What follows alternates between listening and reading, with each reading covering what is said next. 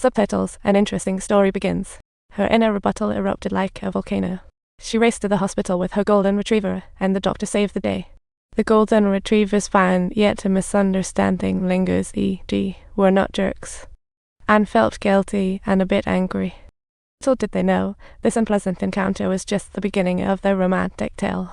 After all, this was the crossroads of fate. Ever since his marriage, he had skedaddled to the big city, but today he was back, and all Anne could think about was visiting the hills of her childhood memories. But just as she reminisced, a familiar figure popped up. It was the golden retriever's owner, and he was having a rather clothes-optional moment. Staring at his sculpted physique, Anne was mesmerized until the barking of the golden retriever yanked her back to reality.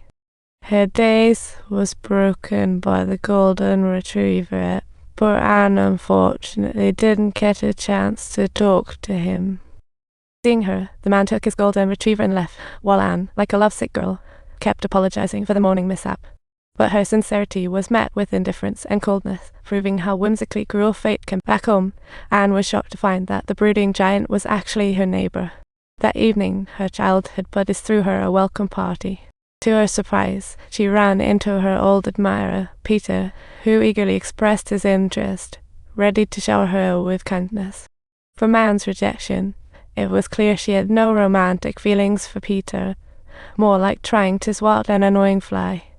Anne claimed she could handle it, but pulling weeds was turning out to be a fierce battle, like fighting a mini-war against the weeds. Jack, hearing the noise and shaking his head, decided to lend a hand. At first, he was cold, but now he's eager to help. Anne's totally puzzled by his change. What Anne didn't know was Jack was just trying to save his sanity and couldn't bear watching her flop around. If she tackled the weeds alone, he might be stuck with noise pollution for weeks.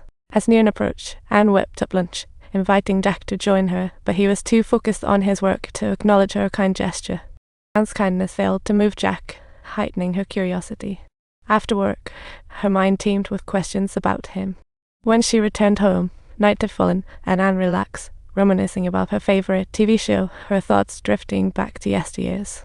After putting her daughter to sleep, Anne found herself sitting outside alone, drinking wine and gradually exhibiting some strange behavior, which drew the attention of her neighbor Jack.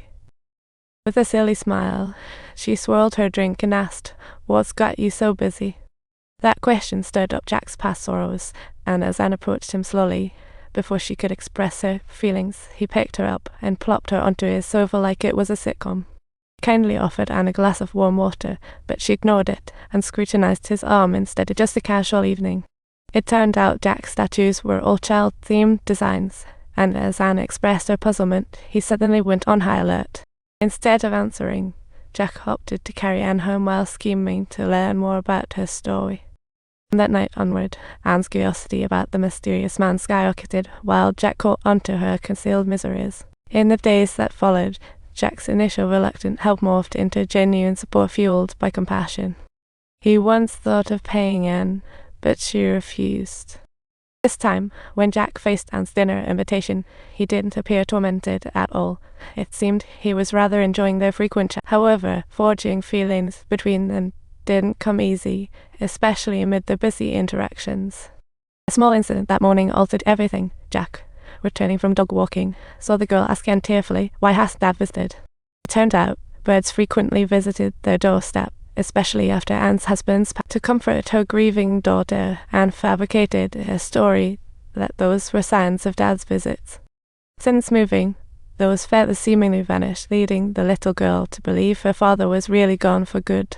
When Jack questioned her, Anne briefly explained her lie, but instead of comfort, he coldly declared he didn't want to hear her nod. Jack's frosty demeanor and disdainful expression promptly shattered Anne's goodwill towards. That afternoon, Anne was napping when her daughter burst in, jumping and yelling, "Dad is back." Confused, Anne stepped outside and was stunned to find feathers strewn everywhere.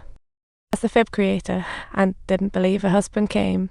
The only possibility was Jack's hidden kindness, whispering to the girl, "Tristan, thank you. You're truly such a good kid.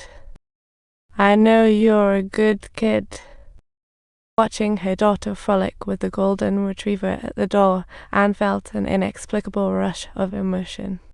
Meanwhile, affection for Jack took root, prompting more frequent interactions.